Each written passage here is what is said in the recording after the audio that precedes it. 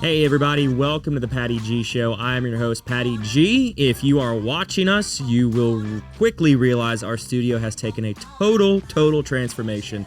And I've got to say, it's pretty darn elegant. It's pretty legit. It's pretty sweet. We've got Tabitha of Animated Art, Balloon, and Decor. It's a statement piece. Like you'll see when we bring her into screen that it's all encompassing and it's absolutely amazing. And you too could have this background. No, I'm just kidding. We are honored and pleased to have Tabitha Miller of Animated Art, Balloon, Decor here with us today. Before we get to her and learn about her journey as an entrepreneur and how she got started and everything, all within that nature, we're going to give a big shout out and thank you to our amazing sponsors that make the show possible each and every week. Government Taco, Flair Real Estate, Lakeman's Health Center, Horizon Financial Group, Mercedes-Benz of Baton Rouge, and we've got this bombing Easter-ish style coming to you from McClavey Limited. Without further ado, Tabitha, Miss Baton Rouge Balloon Decor herself, welcome to the show. Thank you so much for having me. I'm excited to have you. You have quite a backdrop right now. It's a 3D backdrop. It is amazing. So who are you and what the heck do you do? Tabitha Miller, and we specialize in event decoration, particularly balloon decor. Okay. How in the world did we get here to all this stuff? What's your back? Let's take it back. I mean, were you going to do this in college? Did you have a career before this? No, I actually have my degree in instrumentation. I worked in the plants as process analyzer specialization and running pneumatic loops, and I like to see things work, and I'm very mechanically minded. But in 2009, we were at the zoo in New Orleans, and there was a bunch of laughter, and I went around the corner, and it was face painting, and the kids were so happy, and I was like, that's what I want to do for the rest of my life. I want to make kids happy. I want to be a face painter. And my husband's like, I don't even think that's a job.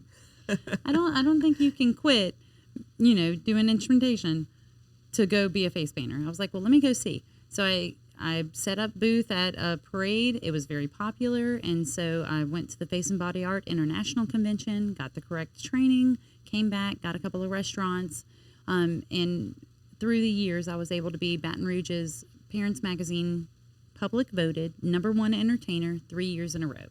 For face painting? For face painting and balloons. Okay. Oh, so this was with balloons included?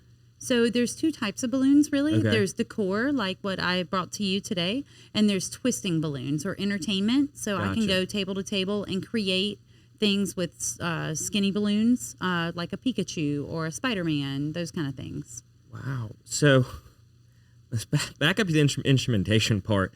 Were you just bored with it, tired of it, didn't want to do it anymore? I mean, what made you want to take that leap and just hang up your hat on it? Spreading joy was a lot more fun. Well, I can't deny that or disagree there. I mean, yeah, it's a lot more fun to spread joy and see people smiling. But I mean, that's like a big risk though to become an entrepreneur from instrumentation within a plant facility. It was, and my husband was very supportive, and we had our son at the time, and so I was able to stay home with him some to be able to go and do face painting on the weekend, and so it really worked for our family at the time. I think he was about 2 or 3, and now he's 16. So it's been a hot minute. A few years. So, I mean, was there any entrepreneurship within your family, or are you the first one? No, I'm the first one, and I remember working the Grenville Springs Arts and Crafts Fair early on in my career, and I came home and I was counting our dollars, and it was like $600 that I had earned that weekend. I remember just crying, like, oh my God, this is a thing. It can be a possibility. And so then a local clown needed more twisters, so I learned that and found that spread more joy, and it was really great. I'm ADHD, so to be able to talk to somebody and keep eye contact and create something really made my brain happy. keep the hands doing something and your mind focused elsewhere. Yeah, so it worked really well. I love to be creative. And then in 2016, the World Balloon Convention came to New Orleans, and I had never seen balloon decor before that. So I told my husband, "Oh, it's balloons. I've got to go. It's for work." And I went, and the amazing works of art that the World Balloon Convention is a Qualitex pioneer convention, and there's artists from all around the world that come, and they have large sculpture competitions, and I got to be on Team USA, and we created a swamp scene, and then the gala was just, it touched my heart, and I said, oh, I can spread more joy to more people doing balloon decor. And I came back home, and I already had a birthday following. Normal people would have been like, hi, birthday family that I could come and face paint for. I can do balloons for your birthday. No, I came back and I was like, I want to do big events. Who has big budgets? And I went and knocked on every car dealership's door. And a car dealership, Mr. Johnny at Price LeBlanc, gave me a chance. And I made his whole showroom a winter wonderland. And we had big 10-foot candy canes hanging from the ceiling. And we did a Santa sleigh. And we just created the most beautiful things. I learned a lot from that experience. I underpriced and I overpaid labor. So I learned about pricing and I learned about product cost. And because my why is to spread joy, but I also need you got to continue to spread joy with your money. So that was a learning curve. And then Community Coffee would hire me for their face paint and airbrushing and all that. And she seen I was doing balloon decor, and she called me in her office and they said, hey, we're celebrating 100 years. We're going to go to Atlanta, Georgia, celebrate there, fly back, go to Dallas, celebrate there, fly back, and then we're renting out the River Center top and bottom floor. I need you to decorate all that. Wait, all those events? All those events. Holy smokes. I was brand new to balloon decor, and I was like, yeah, I'd love to do that. So they're like, okay, put together a proposal. So I scoured the internet for anything, any design that made me excited. I was like, ooh, I want to do this, and this is cool, and oh, this 80-foot coffee pour into this coffee cup from this carafe. Yeah, I want to do those in the River Center, and I want to do just, and I presented it, and she said, yes, let's go ahead. I was like, oh, which ones would you like? She's like, I like them all. Let's do them all. So you were given like an untouched budget, like yes. Just do whatever you need to do. Yes. And so that helped me learn how to do logistics and getting my equipment from one place to the other and working on designs and how long things took. And so I quickly made a spreadsheet of all the stuff that I needed. And it was a great opportunity, wonderful learning experience. And it quickly gave me the hands-on experience I needed to come back and be able to handle any event here in Baton Rouge. So I'm pretty sure you weren't expecting to have to budget in a flight to all these places within your initial proposal. So the event had already started before I even gave her a price. I was so nervous. I grew up in Pride. Wait, hold on. What? Yeah. Like you had already started working and doing everything? They gave me a deposit and they were like, well, how much is it? And I'm like, I don't know how to price things. I don't know. I did a lot. And they're like, I need to pay you. And I'm like, oh, it's a lot. It's like, it's going to be like $9,000. And she's like, all right, here's my card. And I was like, no, it's a lot. And she's like, it's fine. It's fine. I really expected more. So this is a deal. You did amazing. I was like, okay. Aaron, run the card. And so it was exciting. I couldn't have asked for a better first large client. They were phenomenal. They asked for tweaks on designs after each event, and I listened with open ears. We made, some slight differences. I also learned about branding. So every centerpiece we were able to put their logo on, and from there, I realized how important branding is for companies. So that's one of the things that we offer. Like for the chamber event you went to on stage, I did their branding on the column on the top. That logo I made sure to put their branding first and foremost. And you went along with all their colors too. Absolutely. So I kind of want to dissect this community coffee thing a little bit more first. So this is your first big gig. What was the timeline from the start of the first event to the conclusion of the River Center? Let's see. We had 3 days, and then we come back for 1 or 2. 3 days, come back for 1 or 2, and then the River Center, we had 2 days to set that up. So, I don't know, 11, 12 days? 11 or 12 days. It was a nonstop. lot. Yeah. Well, and then you had hotel fees to book in there too. Well, they provided the room, so I didn't have to worry about that. Oh, that's easy. They were providing it for their employees and stuff, so it was nothing for them to add a couple more rooms. Here you go. And so I got really good friends with Tommy. Was at the River Center whenever I was decorating, and so we went up in the man lift, 40 foot up in the air, because in the atrium when you first walk in, those ceilings are really high. Yeah, they're huge. Yeah, I've been up there. To hang balloons? Yes. And even my husband's a Baton Rouge fireman, and so we rented the big 8-foot PVC orbs because that's a large space to fill. And so we rented those, and I wasn't strong enough to lift them and rig them, so I had to get my husband to come from the fire department. I was like, "Can you come up on a lift and rig this for me?"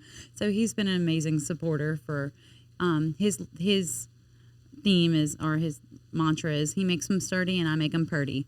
So during COVID, we had to pivot to outdoor decor. And so he welds all my frames. And when we did Fred's Barstool Sports came, and Mark wanted a 12-foot moose. And I really tried to talk him out of it. But Mark wouldn't listen. So we made him a 12-foot moose. Sounds like Mark. Yes. And so we are able to do some really phenomenal things to get the attention for clients. So within the designs, because we've done balloon arches, by no stretch of the imagination. I would never want to do it for a living. It is late nights, lots of just scarred up fingers, and I don't have near the equipment that you have, so it's a lot of just air exhaling for me to do it. Or if I'm using an air compressor, they're not loud. They're not floating. It's loud, and I got a 15-month-old. It's a whole big thing. But all that to say, within the arches and the normal stuff people may buy in a DIY kit, they sell the whole kit. But you probably can't buy a 12-foot moose on Amazon. So, no. How are you even beginning to find stuff like that? So first of all, we have to design to scale. And so we have to have his logo stretched out that far so that I can make sure the proportions are correct. So learning those techniques for fun. And my husband's really good at framing and making sure the bases and everything is very sturdy. And he's a carpenter by trade. So the moose was wood-based, so he was really excellent at engineering that to where it's really, really sturdy. It withstood a lot of winds and college kids. Which is impressive, to say the least.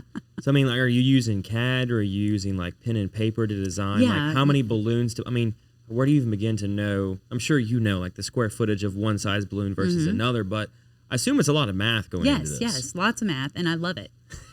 I love scaling stuff. I love mathing. We are currently doing, for LSU basketball team, they wanted a 12-foot Christmas tree. Well, I had structure in there, so I had to engineer the height and the diameter of different levels so that I could create the structure for the balloons for the Christmas tree. And then we put a light inside of it, and it was lit. It was so fun. But those projects get me excited. I love the wild and crazy. Yeah, the beyond the normal setup. You've got you have a visual effect wall, a GIF wall behind you right now. That's just, it's next level almost. Thanks. We are working with Heather with Red Cake Events for the Fur Ball, and we're going to be bringing out some stuff that nobody's seen in Baton Rouge. So I'm really excited about that. For Lamar's Christmas party, we just did a 28-foot rocket ship that was exterior. You could see that it was a rocket, but it was also an archway, so you could walk through it like a tunnel. And then we had astronauts all inside and moon rocks and all kinds of... We had a 10-foot Lamar's planet. It's fun. I don't even... How do you even know, I guess, where to start with a design like that? A 20-something foot rocket ship with astronauts on the end? How do you even start? So I measure the space, and I create, for Heather's event with the rocket ship, I created a prototype length. I measured it. I said, okay, this is how long it needs to be to fit the space. And then I brought it out to the space and made sure it fit. Yep, I was correct. And so then I can just go from there. I can measure how wide that one piece was and how long do I need it. And then they also have templates where I can design into the template to create, make sure my windows are placed properly and make sure the lines of the rocket was correct. And I was fortunate enough to meet Gary Ledbetter, who had me as one of the rigging teams at Ballooniversity. Burton & Burton is a distributor of balloons. Ballooniversity? And so every 5 years they have a Ballooniversity. It's kind of a university for balloons. Okay. And so I got to be on staff this year. When I first started Balloon Decor, they had just had one, so I'd never got to attend. And so this past year, I got to be on staff. and it was a space theme. And so I was in charge of doing I think it was a smaller rocket, but they also, Glenn designed a life-size space shuttle. Like, it was amazing. And so there's a lot of math involved, but it's a really exciting design. Yeah, I mean, it's just math and almost Legos after that. Yeah. Just building blocks and putting everything together. So going back, you said something earlier in the beginning about being on Team USA for some balloon competition. Yeah, I was able to be a member of Team USA for World Balloon 2016, and it was led by Sean and his name's escaping me, another gentleman. And I was just a team member. So we did a swamp scene. Their design was a swamp scene, and so the water was elevated about waist height, and you could see the alligator jumping from under the water through the plane of the water up into the swamp. There was a big cypress tree with magnolia flowers. There was underneath, I think Sam created anemone with a bass, and then he put it on a rotating motor, and so the bass rotated in the grass under there. There was so many amazing elements. There was a airboat with a propeller. There was... That was spinning, I'm assuming? I think that one did spin. There was pelicans, and there was possums, a little family of possums, a mama possum and a couple little baby possums. There was a raccoon, and it just encapsulated everything that, you think of when you think of Louisiana swamps and stuff like that. So, and what was this competition for? To be the winner of the large competition. Like who are you competing? You're on Team USA, so who are you competing against? So there was against? Italy, Okay. There was Russia, there is China. Oh, they did this Alice in Wonderland display that was unbelievable. And the next to us was a 2-scale, like 1/10,000th of a bee. It was giant, and they had all the little bee furs on it, and it was made out of framing, and it was so awesome to see all that go together. And so you're creating your sculpture while watching all these others. There was a 3-headed lion on a bed of rocks that had uplighting. Like, it goes wild. So what's the prize if you win this? I mean, this sounds like basically the Balloon Olympics. Yeah, the Balloon Olympics. And so you have I'm sure there's cash prizes, but basically you are the best of the best for that year of World Balloon. Yeah. So this upcoming year in 2024 in March is going to be a float balloon convention, and I'm going to go there and compete. So I'm excited. So y'all are hiring about that. somebody obviously from like New Orleans, Louisiana area, that knows floats the best. Float is the name of the competition. It's not necessarily a parade float. Okay. And I'm also an instructor at the Balloon Boss Summit in November in Orlando. And so that convention completely helped my business. A lot of balloon conventions focus on techniques, where this one focused on the business end of things. And I shared with you, that's where I struggle. Right. I love to make people happy, but the business end of things, I didn't have a CRM. I was keeping track of everything in a notebook. And so when I went there, they shared, here's a CRM. What's that? How do you implement it? How do you have your contact page? How does your client fill out your contact page? Then it goes to your CRM, and you can keep up with all your invoicing and stuff like that in there. I didn't have any of that prior to 2019, 2020. And then COVID hit, and we pivoted. And once we moved our family to 10 acres in Walker, my business grew by like 200%. During COVID? Yeah. We were able to Okay, do scale. tell. So when COVID hit, we lost 16 events that one day. Yeah. And it was so sad because we had a glow-in-the-dark Easter bunny arch with ears going out for brick. They were going to have a Easter egg hunt, a glow-in-the-dark Easter egg hunt. And then St. James downtown had a fair, and we did this awesome St. Patrick's Day arch with a pot of gold and a little pot of gold costume with a rainbow backpack that she could walk around in that was interactive. And so we ended up putting that outside so everybody can enjoy it after that. But so we pivoted, and instead of indoor, we pivoted to outdoor decor with my husband building those 8-foot number frames. And that's all people could really do is decorate outside now. And so everybody really enjoyed when you drive down the road and you see these 8-foot numbers, you know that Johnny is turning 8, or it's 50th birthday celebrations. We did gold and red, and they would rent a red carpet, and they would have her on a throne, and they would have the birthday parades. And so we pivoted. We did do birthday parades. Birthday parades. Forgot about that. And then micro weddings were the thing. Oh, that was so much fun. Oh, yeah. Because that was my favorite part of COVID, because you could only invite so many people, and that was your most inner family, and it was very intimate, and it was really special. And so we did a lot of really nice weddings during COVID. And so instead of being able to decorate everybody's indoors, I learned what heat does to balloons outdoors. Balloons don't like outdoor. I was about to ask, how does outdoors treat the balloons? They don't love it. And so then I was able to practice encouraging clients to use lighter colors. And I was able to say, okay, this area is not going to be the best, but over here in the shade, it'll last longer. Or, just trying to educate everybody on what happens in 100-degree weather. Well, you would sweat, and so your balloon is too, and then it'll stick together, and then when the wind blows, they pop. And so we learned a lot of the behavior of balloons so that we could educate our client on the best way to decorate their event if it's outdoors. Yeah, I mean, imagine like consulting has got to be part of your budget at this point. Oh, for sure. How long are you going to take going to do site visits, scan out what the scene's going to be, and then checking the weather conditions, determining can you even do it outside because the balloons are going to be impacted by heat, cold, whatever it may be. I mean, how do you even begin to start budgeting for something like that and including in a proposal? Well, we actually are blessed to have a full-time event designer on my staff now, and she's at the computer Monday through Friday, taking all incoming events and helping you decide what's best for your event and placement. But the beauty of technology is, hi, client, send me a picture of your area. Where's your space? Or we can FaceTime a site walk, so I don't have to spend 30 minutes driving to Baton Rouge. Yeah. So there's ways that we don't have to do that.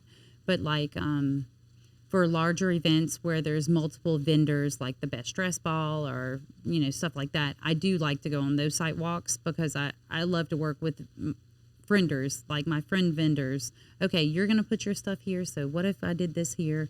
And so site walks are really important in that situation. Yeah, I mean, they have to be. So I'm very curious about like the world, and like in the general sense, but the World Balloon event got me thinking about it.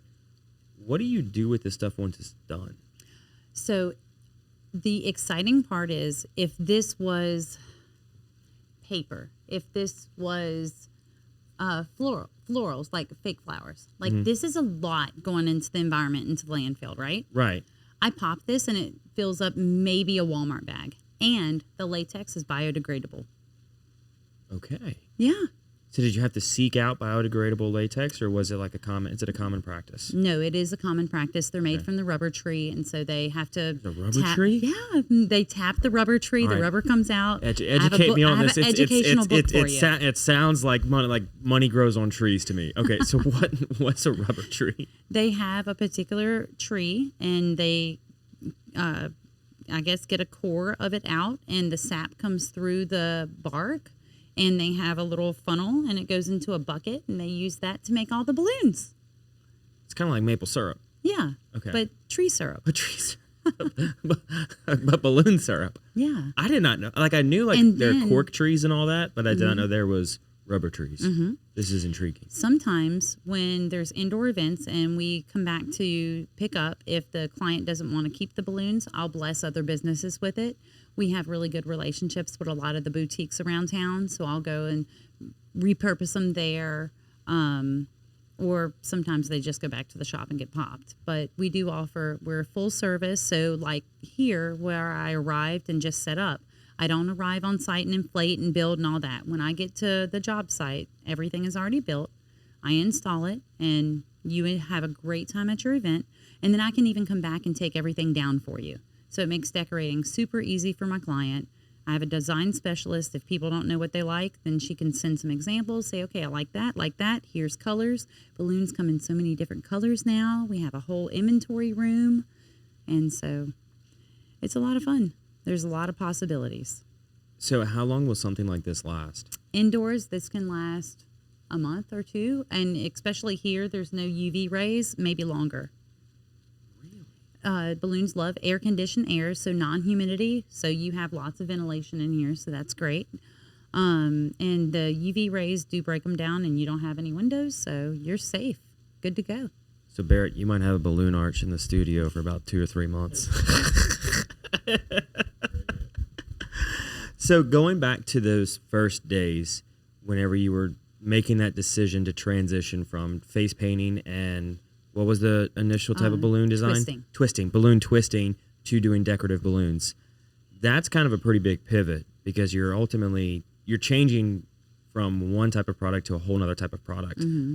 What was that like with your customers whenever you said, hey, I'm no longer doing face painting? Like, I can tell from the type of nice person that you are, you were still face painting well into the years of doing. I wouldn't quit. And if it wasn't for COVID, I wouldn't. Wait, so you did it all the way up till COVID, the face painting? I liked it a lot.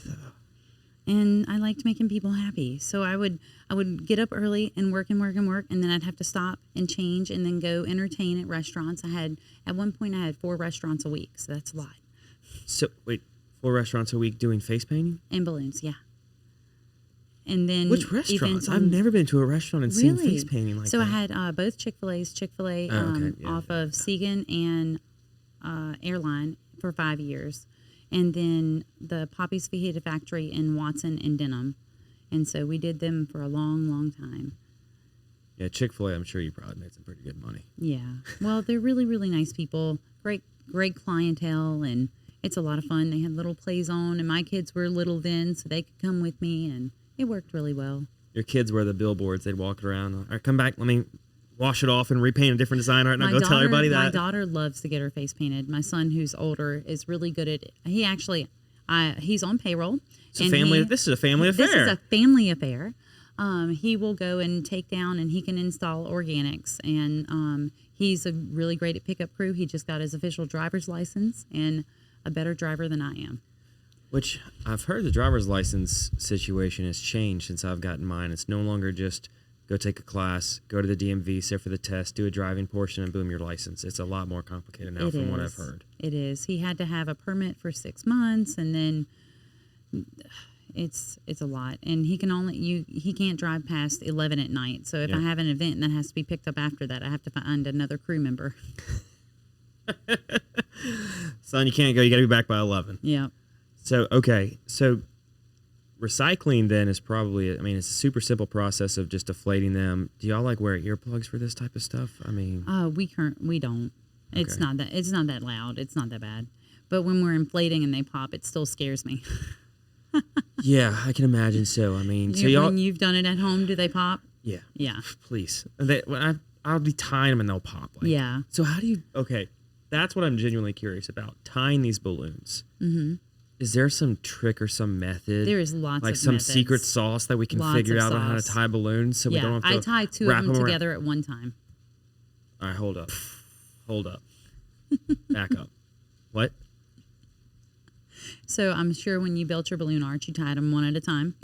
Uh-huh. And then I stuck them in the little plastic thing that it came with. Do that. And then that I taped would be a lot of balloons. And then I taped it. Yeah. And it was kept falling. Yes. So fun. Or we did double sticky adhesive and we put it on glass. Yeah. It was delightful. We don't do any of that. It's 11:30 at night, all 4 times. It's always at night when you have to do that type of stuff. So anyways, yes. The day before, yeah. The night of. You have to do it because it's no good by the next day, which I am shocked that you're saying this stuff will last. So 2 there's months. also a difference in professional balloons and Amazon kits. I'm sorry. So they don't sell us the good stuff is what you're saying. They sell us the cheap stuff. Yeah. Gotcha. I spend probably $3,000 to $4,000 a month on balloons. I guess that's a lot of balloons. I'm thinking about it. You could buy a whole arch for $20 or $30. And that's a couple hundred balloons. Yeah. And so we have inventory, and each color that we carry the 5-inch of that color, the 11-inch, the 18-inch, 24-inch, and 3-foot. So did you know balloons come in so many different sizes? I'm very lacking in my balloon education. And some balloons even have 7-inch though in there. So that's a lot of inventory to keep. Why would you need a 5 between a 7?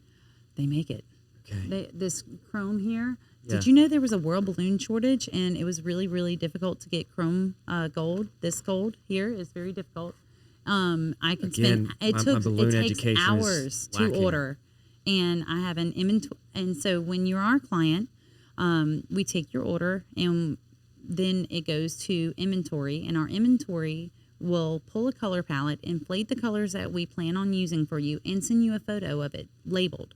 This is the colors that we're going to use, so we can make sure that the right blue. I mean, you may order McClavey blue, and I may send you a navy that has slightly more purple, and you will say, you know, this navy here is more blue. Do you have one with less purple? Because navies have 3 different shades. And you have to carry all the shades? Yes, all the shades. So much fun. Episcopal has a specific blue, and they are metallic blue, not Qualitex blue. So, like, and that's one of Episcopal's main colors. So we do a lot with them. You gotta be kidding me. Blue's blue. No, sir. No, sir. And so when you're our client, you get a inventory. We'll send you a color palette, and you will approve it, and then we'll pull all the balloons needed for your design. And so we'll have buckets of balloons already pulled so that we're not going to run out of McClavey blue. You already have that because you're our client, you paid your invoice, and we have pulled your product. So, I mean, I know... And we have an inventory system. Okay. It's an app, and I can tell you how many of what particular balloon I have in stock. And then when I run my low inventory report, then I have it categorized by manufacturer. That helps me easily order. So you deal with multiple manufacturers, not just one? Mm-hmm. And I have to order from so many different wholesalers because not each wholesaler carries every brand that we need. So let's educate the population listening about the balloon shortage in the world. Talk about that. This past weekend, I had Keen Miller had an event at the estuary, and they wanted a solid strand of gold beads, balloon beads. And the particular balloon that's used to make those is called a quick link. It has an attachment point on each end to make a balloon bead. And wait, balloons have attachment points on both ends? Some of them. So much education. Okay. And I could not order them. They're completely out at everybody that I tried to purchase from. Like the manufacturers can't keep up with the demand, and they are not replenishing us as well as they could or should, or I'd like them to.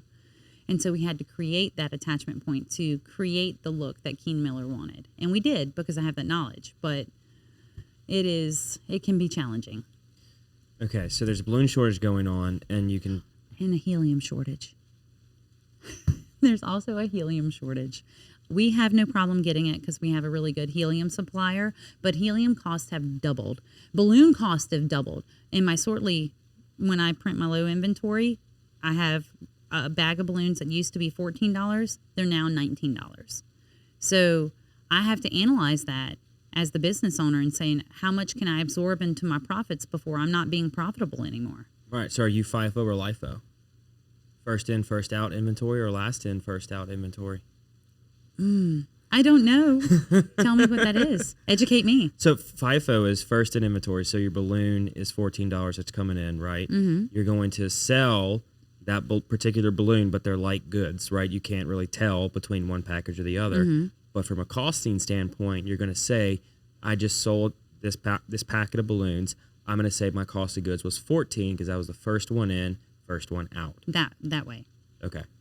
So then you'll get you up to the $19 balloons. Right. So then you've got to figure out how to increase your pricing slowly enough so it doesn't hit everybody at once, where what they did pay X dollars, now they're paying 2X. Mm-hmm. And we haven't had a cost increase. I've held off because there's so many fluctuations when you're looking at pricing. How long does it take my staff member? Because labor is a huge cost factor. Like last pay period, 2 weeks, it was $7,000 for payroll. Like, I feel like that's a lot. How many employees do you have? I have 7. Yeah, that's a pretty good bit. Yeah. And so I'm now an employee because I'm an S Corp. Right. And so all that was different. But we have payroll taxes, and I have rent because we built out of my garage, and to rent space in Baton Rouge is highly expensive. And so if we moved my entire family to 10 acres, the cost difference between the old house note and new house note was less than renting a space in Baton Rouge. And so Animated Art rents for a smaller amount to pay the difference in our house note. So we have our own space. It's a 40 by 60 shop. Mm-hmm. And my husband has a 40 by 20 part of that. And now we are building him his own shop next to the house. It is a 30 by 50, and it's a red iron steel building. And we're manually building it because I really enjoy tools and building. And one of the purlings fell on my finger and busted it open. It's fine. I can still twist. It's good. You're good. Good. So now you got a Schedule E that you got to pick up on your personal return because you're rental property. CPA stuff. Yeah. So anyways, so yeah, there's a helium shortage. There's a balloon shortage. Of particular colors, yeah. So I'm curious on your labor side, what are you doing to combat that? How are you finding people? Where are you finding people? We're working with efficiency, and we are, I have a balloon coach, and we'll replay the footage from that day's whatever we built, and she'll critique and be like, look, your staff was inflating here, but the number 3 was over there where that camera is. And that's, a couple of unneeded steps. But the amount of times they have to go to that number 3 ends up being a lot. So just have your staff member move that closer, and your time to create that number 3 yard number dramatically decreases because the amount of space they have to move. Just working on being more efficient and working with a purpose. That's what I tell my crew all the time. What are you doing? Work with a purpose. We're not just standing around and halfway doing something. We're doing this. We're doing it quickly. And we also clock in and out of each client so I can run a labor report against what they built and make sure that I'm pricing correctly. That's genius.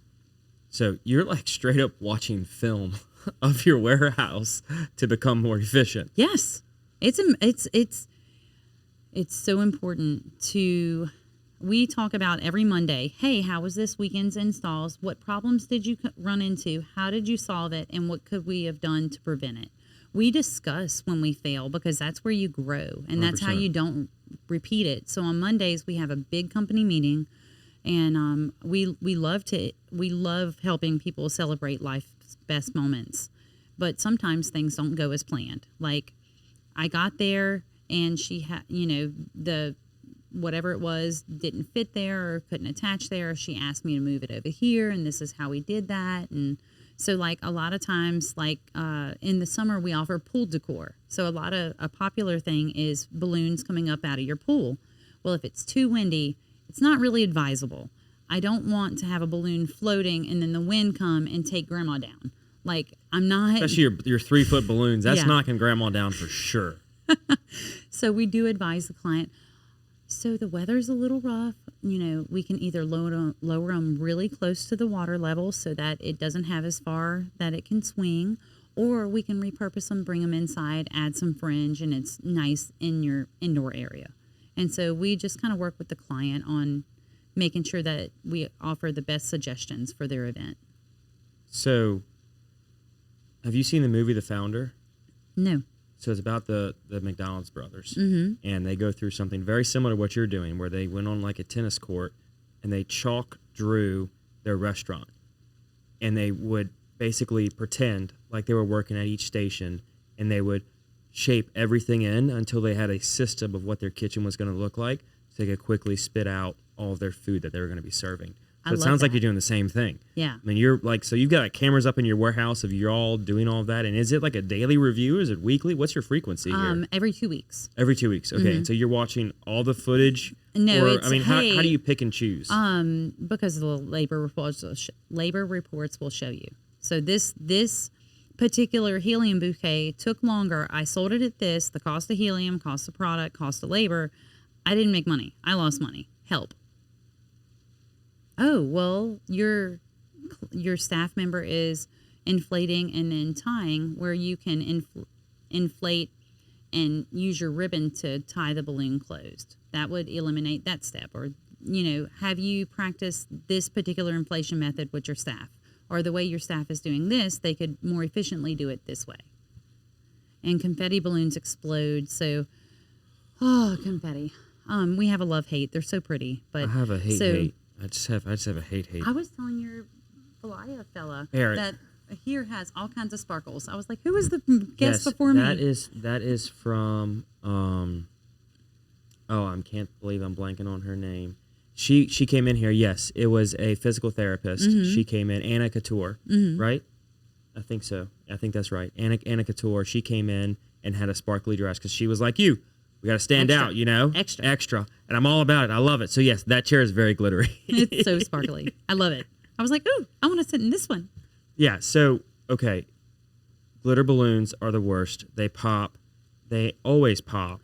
They don't always pop. And here's Our what cheap we Amazon have to balloons do. always pop. We pre-inflate to test the balloon What do you to mean make pre-inflate? sure. Pre-inflate. Like inflate I and take then the deflate? balloon, I pre-inflate it, make sure there's no holes, it's not going to pop, and then I deflate it, and then add the high float and confetti, and then it's safe to inflate. So you add your own confetti? Mm-hmm. Okay. There's a special tool that we use to open the balloon to allow it to go in, and we have all kinds of neat stuff. Man, this is incredible. We need to come It's to super a, fun. like a facility tour or something. Absolutely. So, okay, backing up, though, you still never told me the secret to tying balloons. Get 2 balloons and tie the nozzles together. So you're making one tie for 2 balloons. Now I just made you more efficient. You did. I'm not running cost reports on my balloon tying because I don't want to know how much time I spend making balloon arches, but okay. So you just tie them together. I mean, you tie 2 together, and then Yep. it works that way. Yeah. Okay, so for a structure like what you got behind us, what's the skeleton in it? The shimmer wall has a plywood backing. A lot of shimmer companies will come and you put them together on site, one panel at a time. And I mentioned I'm ADHD. I can't do that. I am bored by then. I'm moving along. And so the reason we have our shimmer panel like this is so that we can get to your event, set up, and we're done. I put some sandbags on the back. We're good to go. And so the structure is what's holding up the balloons that's attached to it. In our vans, we keep nails, hammers, drills, screws, 3Ms, attachments. Like we keep a ton of tools in our van that can help us safely attach to whatever surface is at our client's event. So, what is like a nightmare event that has happened in the past? Have you had a nightmare event where everything just went totally wrong?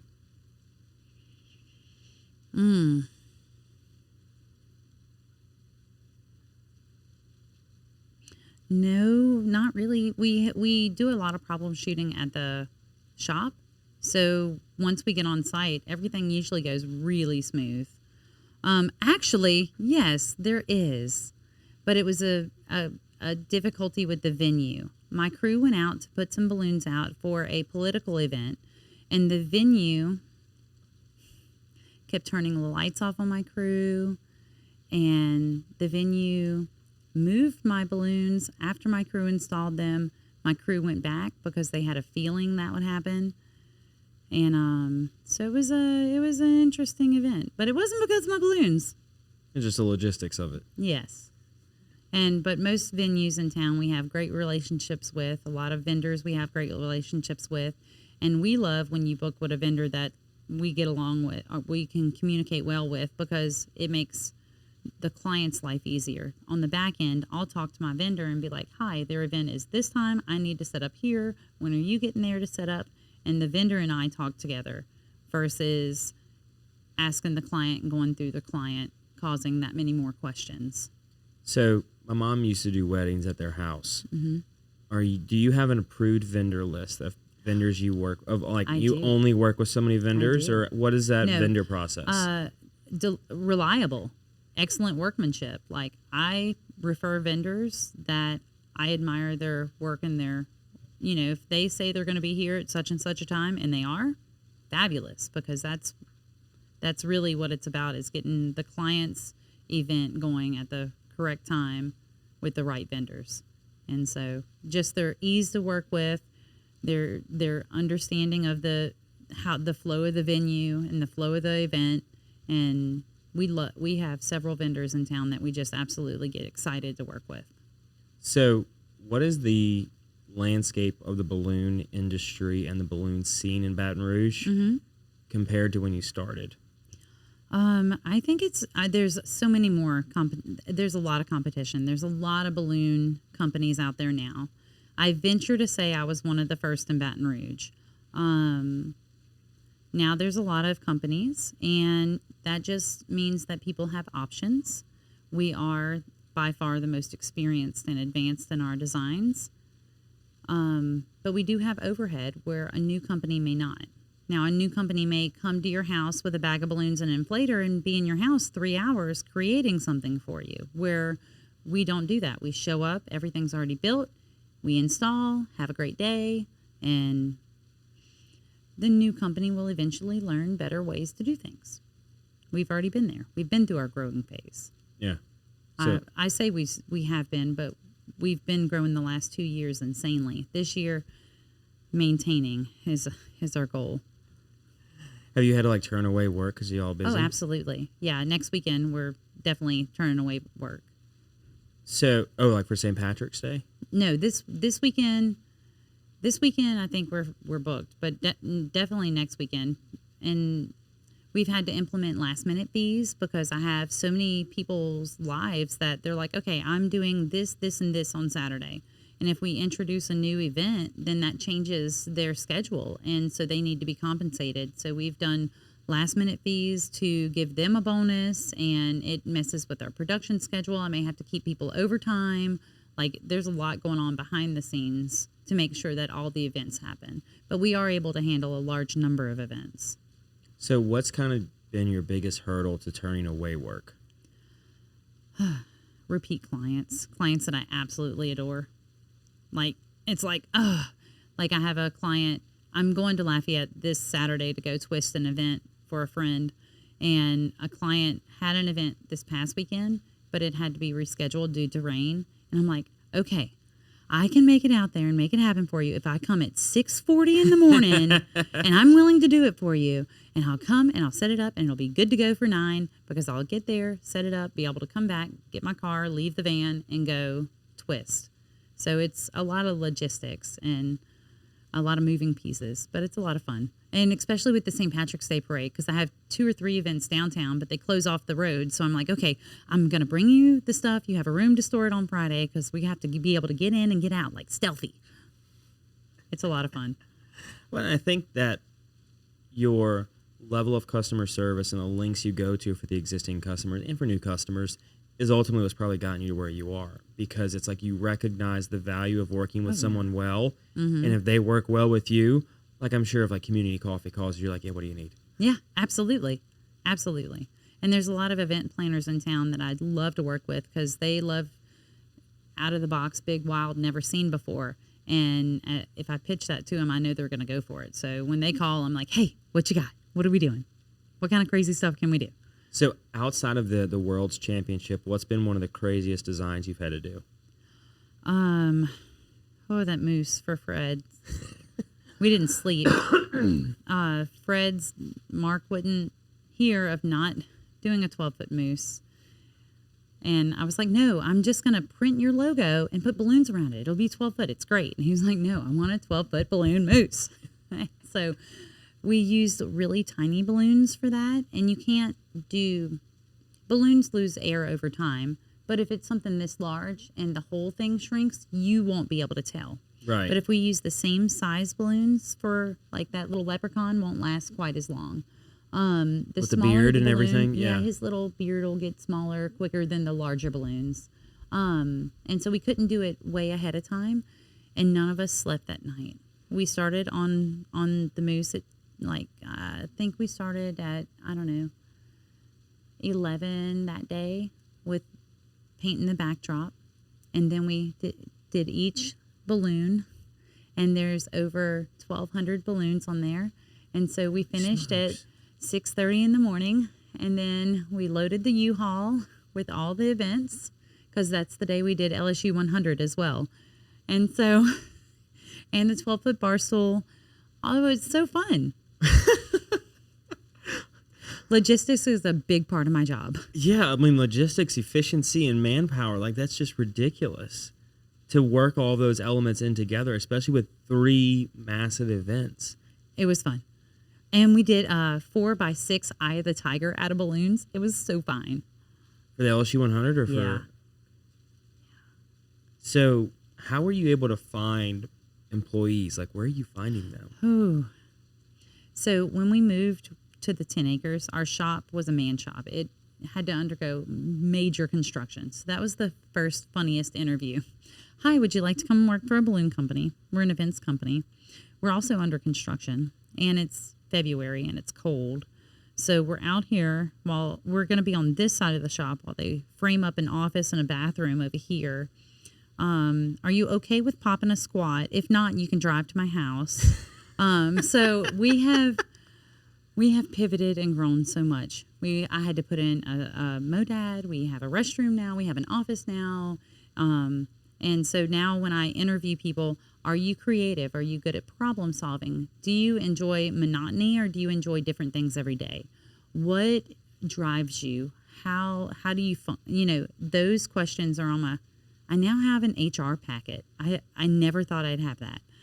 So my interview questions is, what is your favorite design on our Instagram? If they haven't looked at our Instagram, you probably don't want to work for me because design is a big part of what we do.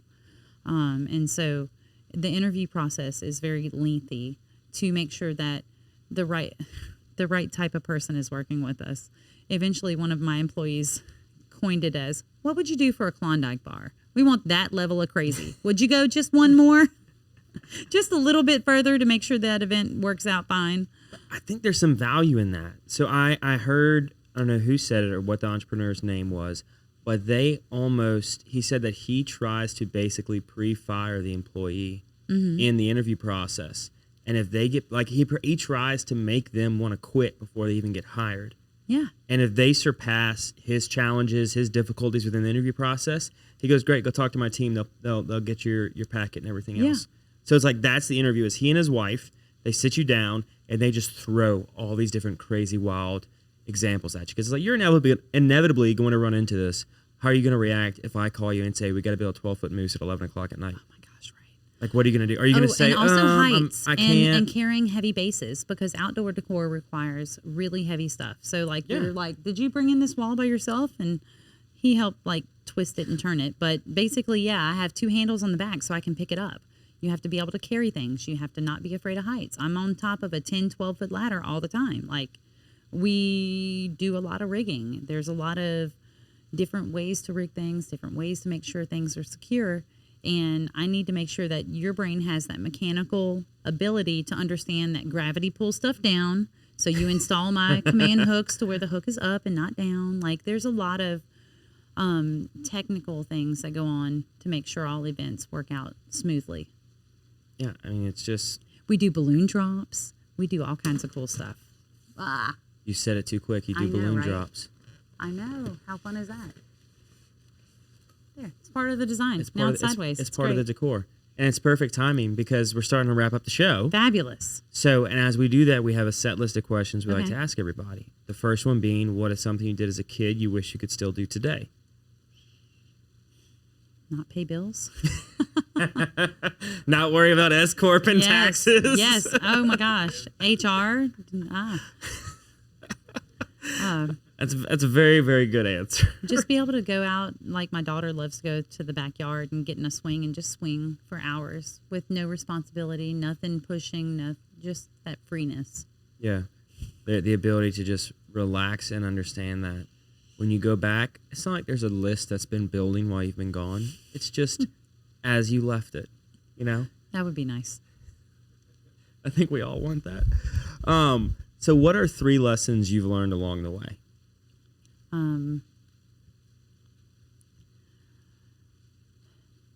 Everybody's going to mess up. It's how you react to your mess ups. It's how you handle it. That's a good one. Because making mistakes is going to happen. It's owning it, apologizing, and making it right. That's a big lesson. treat others how you want to be treated. Don't forget to stop and smell the flowers. Like, when it's graduation season or we're just in that busy season, it's difficult to take that minute and go, okay, this is not going to make or break us. Calm down. It's not the end of the world. Just try not to take things too serious. Yeah. I like to stop and smell the roses in 5-year increments. So it's like, put your head down, grind it out for 5 years, and pick your head up and like, all right, where am I at? What have I gotten done? Mm-hmm. Okay, great. Right back down to it. Mm-hmm. But yes, stopping and appreciating how far you've come is crucial. Because if not, you're just going to end up working yourself to death, and you're going to forget why you started in the first place. So what is something you love about Baton Rouge? I love the people. We have some really kind-hearted people that I've gotten to meet. I love the people in the industry I'm in that I get to serve that has a heart for others. We just got to help the Holy Festival celebrate, and their festival is about connecting and unity, and it's just the people in our city that have a heart to do good for others that I get the pleasure to interact with is a blessing. Yeah, I mean, they're a great group of people, and that festival is doing wonders for the city. Yeah, I've yet to be able to go because it's always right in the middle of tax season, but it looks like it's a blast. Yeah. So one day, right? The next thing that's going on is the Flower Fest, and that is another great group of people who are raising funds for St. Jude's. It's going to be on April 1st. April 1st. Okay, perfect. So for the final question, what can I do to help you? Having me on has been phenomenal. Thank you. It helped me stop and appreciate where I've come from, right? Absolutely. Asking about from the beginning. Just if you know of anybody who having some events that would like some extra pizzazz, send them my way. I'm definitely not creating another balloon arch after this. I'm not doing it. I'm saying nope. We're gonna call Tabitha. Call my friend. We're gonna call here's Tabitha's number. Call her and just have her handle it. I'm not doing it. I don't want the blistery fingers after that. So what's an easy way for people to get a hold of you, and where can they find you? Social media, Animated Art Balloon, or our website, animatedart.us. .us. Clever. It's different. It sticks in people's brain. Yep. I like it. And I'm sure the animatedart.com was pretty pricey. It's not even available, and it was some kind of weird something, and I was like, .us is fine. It's rock and roll. United States, I'm proud of my country. Love it. It's different, and it stands out, just like everything else we've got here. It's perfect. Well, thank you so much for coming on the show. I appreciate your time. Appreciate you just rigging up this place. I mean, it looks phenomenal what you've got back here. That wall is just like, it's a whole long, oh yeah, there it is. The wall is just incredible. It's like a living organism almost. So, and I know you bring that to every single event that you do. No. You bring that type of style, that type of living style within the balloon art. I love a good theme. Hey, we're about it. And we got St. Patty's Day coming up and around the corner. That's right. So thank you so much for coming on, Tabitha. I appreciate your time, and I appreciate everybody else, whether you're listening or you're watching the show. I know the guests enjoy you consuming what they've got to offer. And if you're in the market for a balloon design or some balloon decor at your next event, whether it's big or small, make sure you reach out to Animated Art Balloon Decor in Baton Rouge and tell them the Patty G Show sent you, and they're going to take great care of you no matter what. And a big, wonderful thank you to the amazing folks that bring you this show each and every week. Hear a little bit more about them right now. Sell your home for a $399 flat fee with Flair. No, seriously. Flair will list your home on the MLS and help you get all the way to the closing table for as little as a $399 flat fee. Our online platform is insanely easy to use and will save you thousands.